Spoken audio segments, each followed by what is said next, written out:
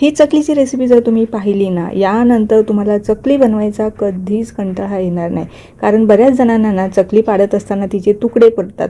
त्यामुळे ना चकली बनवायचा कंटाळा येतो. तर आज मी तुम्हाला अतिशय साधी, सिंपल, सोपी आणि बिना भाजणीची चकलीची रेसिपी दाखवणार आहे. टोमॅटो फ्लेवरची आज आपण चकली बनवत आहोत. जरासुद्धा तेलकट होत नाही, मऊ पडत नाही, अगदी डबा संपेपर्यंत कुरकुरीत राहते. मुलांच्या शाळाही सुरू झालेल्या आहे. आता मुलांच्या छोट्या भुकेसाठी सुद्धा तुम्ही ही टिफिनमध्ये देऊ शकता. बनवायला तर इतकी सोपी आहे. ही रेसिपी बघून झाल्याच्या नंतर लगेचही तुम्ही बनवायला घेतली ना, फक्त 10 ते 15 मिनिटात तुम्ही ही अशी खुसखुशीत चकली बनवू शकता. तेही अजिबात तेलात विरघळत नाही, काही नाही. साधी, सिंपल, सोपी, बिना भाजणीची चकलीची रेसिपी आज आपण पाहणार आहोत टोमॅटो फ्लेवरमध्ये. यापूर्वी सुद्धा बटाटा चकलीची रेसिपी मी अपलोड केलेली होती. ती चकली अप्रतिम होते. तुम्हाला कुठल्याही व्हेजिटेबल्स वापरून सुद्धा तुम्ही ही चकली बनवू शकता. रंग तर अप्रतिम आलेला आहे. यावरून तुम्हाला अंदाज आलाच असेल की ही चकली किती खुसखुशीत आणि कुरकुरीत झालेली आहे. चला तर मग वेळ न घालवता लगेचच आपल्या रेसिपीला पण आता सुरुवात करूया. रेसिपी नेहमीप्रमाणेच अगदी साधी, सिंपल, सोपी आहे. त्यामुळे तुम्हाला नक्कीच आवडणार आहे. ही चकली बनवायला इतकी सोपी आहे ना, घरातले जिन्नस जे आहे ना तेच वापरून आपण ही चकली बनवतो. वेगळे काही बाहेरचे जिन्नस लागत नाही. 1 वाटी भाजक्या डाळ्या ज्या आपण चिवड्यामध्ये वापरतो ना, त्याच इथे घेतलेल्या आहे. एखाद्या वाटीचं किंवा तुमच्याकडे मेजरिंग कप असेल ना, त्याचं मेजरमेंट घेऊन आपल्याला ही चकली बनवायची आहे. 1 वाटी भाजक्या डाळ्या मिक्सरला छान अशा फिरवून घेतल्या, मस्त अशी पावडर तयार करून घेतली. एखाद्या मिक्सिंग बाउलमध्ये काढून घ्यायचं आणि सेम वाटीने आपल्याला 2 वाटी तांदळाचं पीठ. आता इथे तुम्हाला सांगते, तुम्ही ही जी चकली आहे ना ज्वारीच्या पिठापासून सुद्धा बनवू शकता. इथे मी तांदळाचं पीठ वापरलं ना, तर त्याऐवजी तुम्ही 2 वाटी ज्वारीचं पीठ किंवा 1 वाटी तांदळाचं पीठ आणि 1 वाटी ज्वारीचं पीठ अशा मिक्स तुम्ही चकल्या बनवू शकता. त्यासुद्धा अप्रतिम होतात. 2 वाटी तांदळाचं पीठ घेतलं, 1 वाटी भाजक्या डाळ्यांसाठी. त्यानंतर घरातले बेसिक जिन्नस, पांढरे तीळ घातले, लाल मिरची पावडर, हळद पावडर, धने जिरे पावडर, पाव चमचा हिंग घातला आणि चवीपुरतं मीठ घातलेलं आहे. त्यानंतर ना इथे मी 2 उकडलेले टोमॅटो घेतलेले आहे. कच्चे अजिबात वापरू नका. पुन्हा सांगते, टोमॅटो मी इथे शिजवून घेतलेले आहे. त्यानंतर त्याची छान सालं काढून घ्यायची, छोटे छोटे काप तयार करून घ्यायचे. मिक्सरला पाणी न टाकता त्याची छान प्युरी पेस्ट तयार करून घ्यायची आहे. सेम ह्याच पद्धतीने ना इथे मी टोमॅटो वापरला, तर इथे तुम्ही उकडलेला बटाटा किंवा बॉईल केलेली पालक टाकून सुद्धा ही चकली बनवू शकता. मिक्सरला छान पेस्ट तयार झालेली आहे. परंतु ना टोमॅटोचे थोडे थोडे जाड तुकडे शिल्लक राहतात ना, त्यामुळे आपल्याला गाळणीने असं थोडंसं गाळून घ्यायचं, म्हणजे एकसंध अशी आपली ही पेस्ट तयार होते. तर हे बघा, बियाही आहे आणि वरती थोडेसे जाड ओबडधोबड तुकडे सुद्धा आहे. त्यामुळे ना आपल्याला हे गाळून घ्यायचं आहे. आता ना सगळे जिन्नस हाताने सुरुवातीला मिक्स करायचे. त्यानंतर आपण यामध्ये थोडं थोडं पाणी घालणार आहोत. पाणी घालायची ना घाई करायची नाही. अगोदर ना जी प्युरी आहे टोमॅटोची त्यामध्ये सगळे जिन्नस एकजीव करायचे छान हाताने आणि त्यानंतर मग जशी आवश्यकता लागेल ना तसं तसं पाणी आपण यामध्ये मिसळणार आहोत. त्यापूर्वी ना यामध्ये माझ्याकडून तेलाचं मोहन घालायचं राहिलेलं होतं, तर मी इथे 3 चमचे तेलाचं मोहन घातलेलं आहे. आता चमचा कुठचा, जो पोहे खाण्याचा चमचा आहे ना त्यानेच मी इथे 3 चमचे थंड तेल घेतलेलं आहे. कोमट वगैरे किंवा गरम वगैरे करत बसायची गरज नाही. किंवा तेलाच्या ऐवजी तुम्हाला बटर किंवा लोणी घालायचं आहे ना, ते तुम्ही इथे वितळून 3 चमचे घालायचं आहे. आता हा अंदाज मी कसा घेतला, 1 वाटी मी भाजक्या डाळ्या घेतल्या होत्या आणि 2 वाटी तांदळाचं पीठ. त्यासाठी मी बरोबर 3 चमचे इथे तेल घेतलेलं आहे.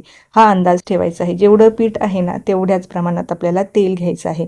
कारण बरेचदा ना तेल जरी जास्त झाले ना तर आपल्या ज्या चकल्या आहे ना या तेलामध्ये विरघळतात. त्यामुळे प्रमाणामध्येच आपल्याला तेलाचं मोहन घालायचं आहे. पीठ मळून घ्यायचं आहे, थोडं थोडं पाणी टाकायचं आहे. आता इथे पाण्याचाही तुम्हाला अंदाज सांगते. आता जे मी तांदळाचं पीठ घेतलं ना ते थोडंसं माझं जुनं होतं, तर त्यासाठी मला थोडंसं जास्त पाणी लागलेलं आहे. फ्रेश तांदळाचं पीठ असेल ना तर तुम्हाला थोडंफार पाणी कमी लागतं. तर मला बरोबर 1.25 वाटी इथे मी पाणी घेतलेलं आहे आणि पाणीसुद्धा साधं थंड नॉर्मल टेम्परेचरचं घ्यायचं आहे. गरम वगैरे कोमट वगैरे पाणी घ्यायची अजिबात गरज नाही. आणि पीठसुद्धा आपल्याला रेस्ट वगैरे करत बसायची गरज नाही. लगेचच आपण ह्याच्या चकल्या बनवणार आहोत. आता जर तुम्हाला वेळ असेल तर एक 5-10 मिनटं जर मुरत ठेवलं तरी काहीच हरकत नाही. त्यामुळे तर अजूनच छान चकल्या होणार आहे. अगदीच तुम्हाला घाई असेल तर लगेच तुम्ही बनवायला घेतल्या ना अजिबात काहीच फरक पडत नाही. त्यानंतर ना इथे मी चकलीची जी प्लेट आहे ना ती घेतलेली आहे. अजून एक ट्रिक इथे मी तुम्हाला सांगते. जी चकलीची प्लेट असते ना त्याची जी खरखरीत बाजू असते ना ती बाहेरच्या साईडने ठेवायची नेहमी. त्याने काय होणार आहे, चकलीला छान असे काटे म्हणजे काटेदार आपली चकली तयार होणार आहे. आतून साच्याला थोडंसं तेल लावून घ्यायचं, जेणेकरून चकली अगदी पाडत असताना साच्याला अजिबात चिकटणार नाही. मस्त अशा ह्या चकल्या तयार होतात. आता मुलांच्या मधल्या सुट्टीमध्ये ना असे काहीतरी स्नॅक्स आपल्याला द्यावेच लागतात किंवा मुलांना बऱ्याचदा बाहेरचे चिप्स कुरकुरे खाण्याचा हट्ट करत असतात. तर त्यासाठी ना ही अशी तुम्ही घरी बनवून ठेवली ना, ही बाहेरच्या चिप्स कुरकुऱ्यांपेक्षा नक्कीच भारी आहे, टेस्टीही आहे, पौष्टिक आहे आणि लहान मुलांना ना टोमॅटो, बटाटो जे जे पदार्थ असताना ते फारच आवडतात. त्यामुळे ह्यामध्ये मी टोमॅटो घातलेला आहे. आता टोमॅटो घातल्यामुळे ना मस्त असा चटपटीत फ्लेवर आपल्या चकलीला येतो.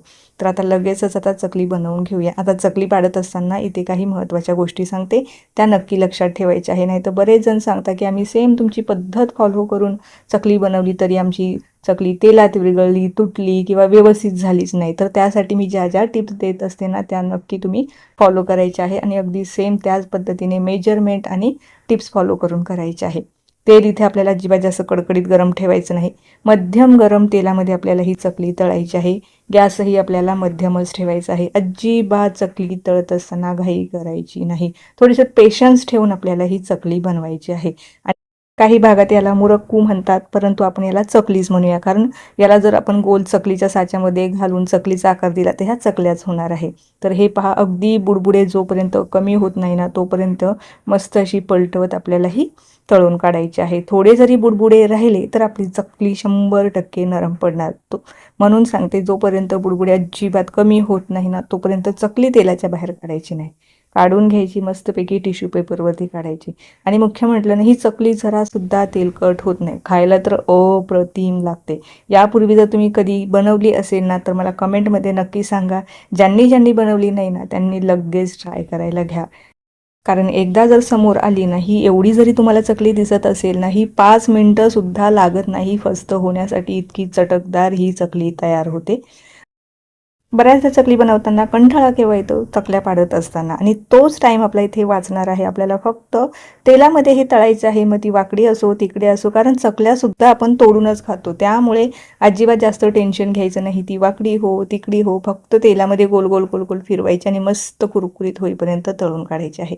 तोडून दाखवते, त्यावरून तुम्हाला अंदाज येईल. अगदी वयस्करसुद्धा आरामात खातील हो ही चकली. एकदम मस्त ही तयार झालेली आहे. यावरून तर तुम्हाला अंदाज आलाच असेल. मस्त ही कुरकुरीत झालेली आहे, जराही तेलकट झालेली नाही. अगदी तुम्ही महिनाभर जरी ठेवली ना तरीही ही अशीच कुरकुरीत राहते. परंतु ही 1 महिनाभर टिकायला गेलीच कुठे. एकदा जर तुम्ही खायला घेतली ना तर 1 प्लेट झाली की नंतर लगेच दुसरी प्लेट. अगदी तुम्ही अर्ध्या तासामध्ये किंवा 10 ते 15 मिनिटामध्ये ही जी चकली आहे ना ही फस्त करणार आहे. एवढी मस्त ही चकली होते. तर नक्की ट्राय करा. आणि ट्राय केल्याच्या नंतर मला कमेंट करायला अजिबात विसरू नका. फक्त सांगितलेले जे मेजरमेंट आहे आणि टिप्स आहे त्या फॉलो करायच्या आहे आणि सेम चकली बनवायची आहे. 100 नव्हे तर 200% तुमचीसुद्धा चकली अशीच होणार आहे. तर मग कशी वाटली तुम्हाला आजची ही टोमॅटो चकलीची रेसिपी जराही कुठे तुम्हाला आवडली असेल ना तर रेसिपीला लाईक करायला अजिबात विसरू नका. तसेच मित्रपरिवाराबरोबर आणि नातेवाईकांबरोबर सुद्धा नक्की शेअर करा. चला तर मग पुन्हा भेटूया अशाच काही नवनवीन आणि सोप्या रेसिपीसोबत. तोपर्यंत धन्यवाद.